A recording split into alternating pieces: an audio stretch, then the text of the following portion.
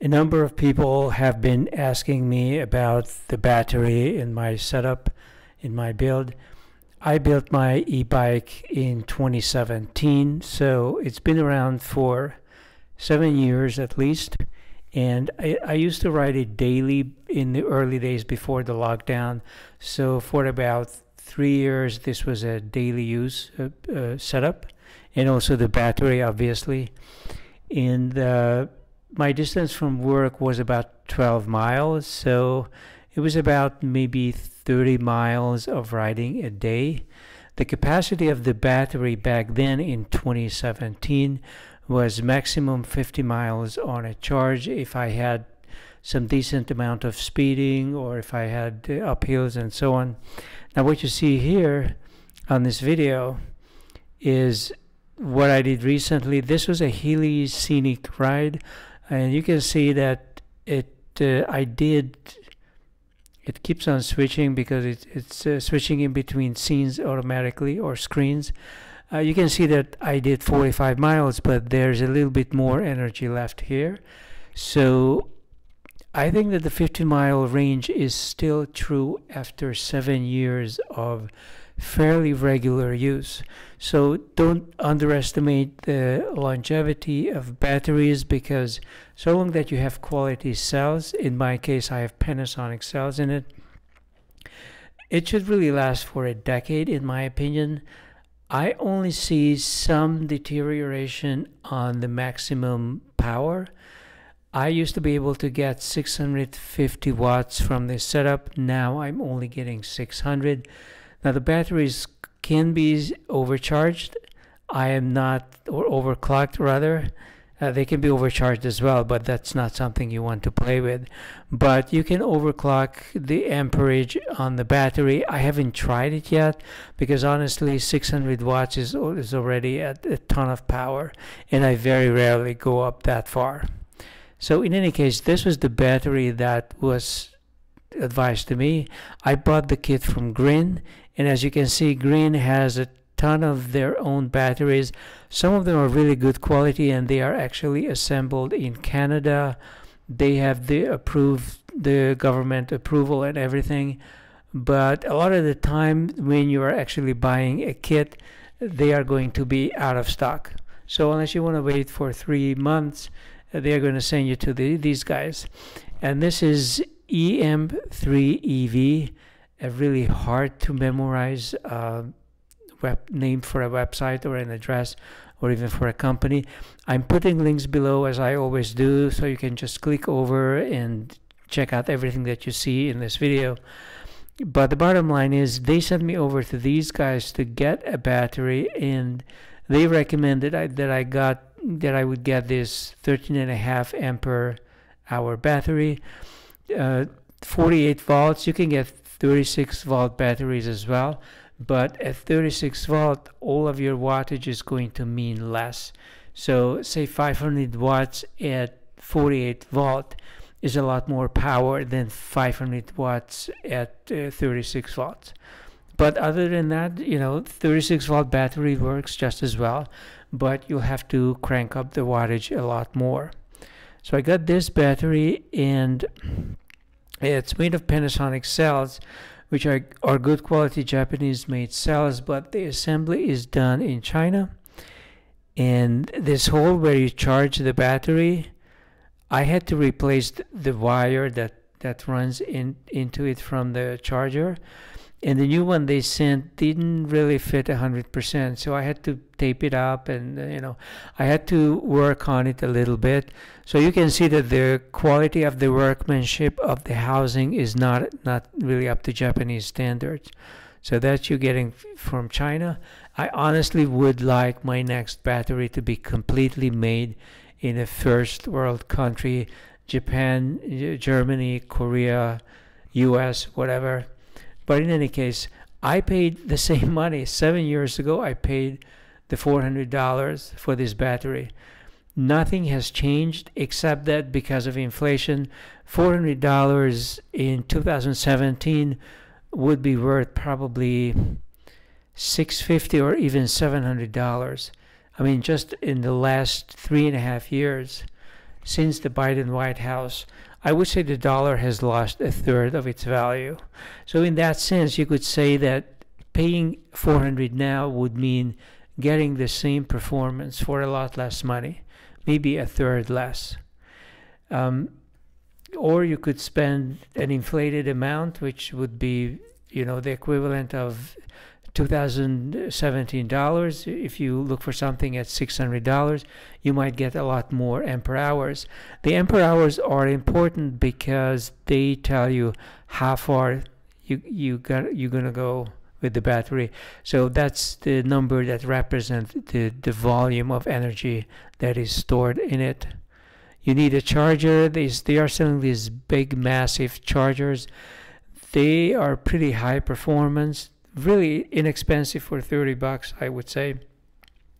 But they are noisy. There's a fan running in it because it runs hot, and they are pretty bulky as well. So if you need to charge in an office, you may want to go with something a little quieter and smaller, which can be arranged so long that the charger's parameters are similar. Although a smaller and quieter charger is going to be slower. It takes me about 4 hours to charge this battery up to full. The controller is going to define full as around 95%. Just as if you have a recent made laptop or electronic device, you're going to find that modern devices don't let you charge it up to 100% because the battery doesn't last as long if you do that. So yeah, that's the parameter those are the specs on this battery. I just wanted to show the weight. Like, it's very important. The price is important, the ampere hours, and I want to know the weight. So here we go. Yes, this is it. So about 5 kilograms, which is roughly 10 pounds. And the bag on the Brompton can carry 15 pounds. I do need to carry some other stuff in that bag, so I don't necessarily want a 15-pound battery, and I'm also kind of concerned as to how much I am stressing the bag. So I think for me, 10 pounds is going to be fine. Overall, I really would like to have bigger range. If I could get the ideal range that I would want to have would be 100 miles on a charge. So let's see what we can get. Say we could get something a little bit more from green currently. Instead of 13.5 ampere hours at 48 volts, I could get 15.5. That's maybe what, like a 10% improvement? That's not a lot. Instead of a 50-mile range, I would get 55-mile range. So I would need more than that. But this I could get for $600. That's a lot more than the EM3. The EM3 with Panasonic cells, which have worked wonderfully for 7 years, is only $400, which seems like a better deal for me.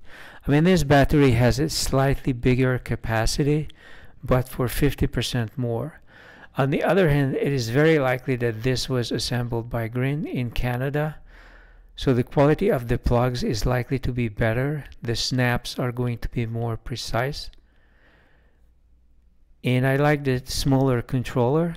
I don't know if it's as fast as the one I have, but I also like this very secure plug, that screw on, that metal piece. Instead of plastic, it's metal. So you can see that there is quality there. And typically if you buy from Green, the quality is always going to be much better. They do sell some Chinese assembled products, and they do state if that's the case. But in any case, and look at the weight. It's actually less weight. More capacity for less weight. But when you move up on the quality ladder, you end up spending more money. There's no question about that. So could I get something like 20 ampere hour? 20 ampere hour I would love to have. They have one, but that's 36 volts. Again, you would just have to adjust the controller. You can do a 36 volt, 22 ampere hour. Very nice. The prices look rather worrisome. 52 volts. Well, that's a little too much. But let's look at this one. Okay, 22 ampere hours, really nice. But look at the price. $900 for this battery. So at 22, I would get nearly twice the range. I could go up to like 80 or 90 miles on a charge, which I would love to do. I'd love to have this battery. So maybe the next time I get a raise or something, then I would do it. But the concern is the weight. Check this out. For that much juice, the weight is actually slightly less. How much was the weight down here? 4.7 kilogram as opposed to 4.5. So this is really worth paying for. And they have this amazing, very narrow charger. Standard 48 volt charger, but you can get a cheaper charger. You know. Oh, it is the charger that pushed up the price into heaven. Otherwise, this thing is just $600. So this is something to consider. I mean, for the amount of juice you have, the distance, I enjoy my rides doing 40, 50 miles of riding on weekends. But if I could do 70 miles and have the security of definitely getting home and not run out of juice, that to me that seems like it's worth it. Now you can also try Amazon. And Amazon has a number of options from high end to really low end. The reason I selected this one was because it had some Samsung cells, and Samsung I think makes probably the best cells out there, probably better than what you would get from even Panasonic. Although Panasonic is really good, Tesla cells, Bosch, all of these brand name products, LG, typically from Japan, Korea, or Germany, sometimes from the US, although American Tesla is still just a version of Panasonic. So Tesla battery systems were set up by Panasonic. Now I'm looking at the price here for 460. I would get 30 ampere hours. That's massive. That's even better than what I would be getting from this 36 volt setup, which is more expensive. It's almost $600. This is not even $500. But just looking at the shape of it, I see the weight. This is more than a 10-pound weight. And I'm kind of suspicious about everything, about the weight, about the warranty. So when you decide to explore and to do research on this, they are not giving the weight. So you definitely have to contact the company. And I've never heard of these people, unlike Grin and EM3V that have been in business for over a decade. We don't know how long these people are going to last. Are they in China? They're probably in China. They may have an office on the West Coast. They make a lot of stuff, vacuum cleaner, power tools. So maybe they are good, I have no idea, but I definitely would want to have a warranty, at least a year. And I'm concerned about the weight of this stuff. So 30 ampere hours would more than double what I have. Damn, I could do a century every time I rode out, and that's probably what I would like to have. But I would not jump into it without knowing for sure that the weight is not going to be over maybe 12 pounds. Then there are these kind of so-called DIY batteries, like do-it-yourself. It's not really do-it-yourself because it's a company that makes it, but it kind of looks a little bit more homemade. Like you have these plastic wraps. The plastic wraps are just to protect the cells inside and the electronics from moisture, from a little bit of rain or something coming in. Now, they are claiming a weight of less than 11 pounds, under 11 pounds for 20 ampere hours. 20 ampere hours will probably give me a 70-mile range, which is very nice, and the price is really nice. This is $250, which is dirt cheap. And the weight is, it sounds good, but once again, I'm concerned about the warranty. What kind of warranty am I going to get? So this is definitely something you have to research if you do decide to go this route. And here's another one. This is more like more formal with a plastic housing. Very cheap for 13 ampere hours. And this was an LG, I believe this was LG cells, which are also good quality cells. And they have 52 volts. I'm not very interested in, but look, they have 24 ampere hours. That's massive, but you can see on the shape of this battery that it's really heavy. This is probably a 20-pound battery. You could carry something this heavy on a Brompton and on other bikes if you bought a trailer and you put the battery into the trailer and ran a long line to the motor in the front, which is going to be a lot of wiring, but it can be done. But the problem is the trailer is going to add to the weight of the whole setup. It's going to slow you down, especially on uphills, and I'm not sure if it's worth it. So I probably would not do it. If I had to do the trailer, I would not do it for 24 ampere hours.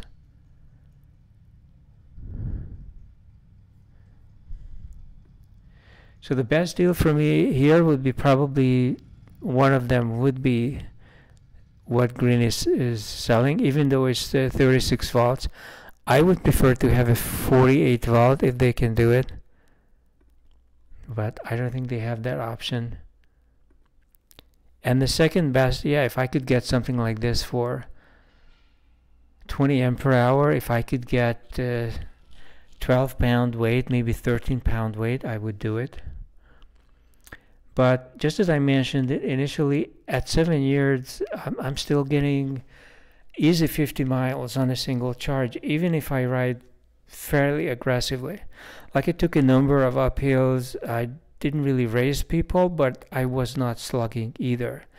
And I recently did a 60-mile drive or ride just on mostly flat ground and being very cautious, not going faster than 12 to 13 miles an hour. And I could even do that with a 7-year-long battery. So this is what I wanted to say as a review of my setup of my battery at 7 years old, and I'm giving you links below. You are welcome to do your own research. I would just say that if you are buying the Green kit, which I recommend, if you have a Brompton, even if it's another small wheel bike that you are trying to electrify, just make sure to check with them and make sure to get the parameters from them as to what kind of ampere hour and wattage and whatever would fit the setup that they are selling you. Because when you buy the kit, there are certain limits. Kits by type. Is this the kit I want? This is the Brompton kit. This is the kit I have, so make sure you find out exactly what kind of battery fits. Because they told me when this is battery choice none, and you can 40. Well, 10 ampere hour only. Look, they are selling this tiny tubular thing. I wonder what the weight is. It looks very, very compact. Wow. What I might do with this is just buy 2 of these. And it looks so compact and so lightweight. I don't know what the weight is. So we would have to investigate. I don't know what the weight is, but it looks like a really compact little thing. It's probably not heavy. So you might be able to put one in the front bag, or even put both of them in the front bag, or put one in the front bag and carry the other one on the rear rack. It would be expensive, but given that batteries last now for at least a decade, hardly losing any performance, I would say I would do it. If I can get maybe 40 miles out of a charge and I have two of these batteries, that's great. That would give me 80 miles. Okay, that's me ranting on the battery technology, and I'll be back.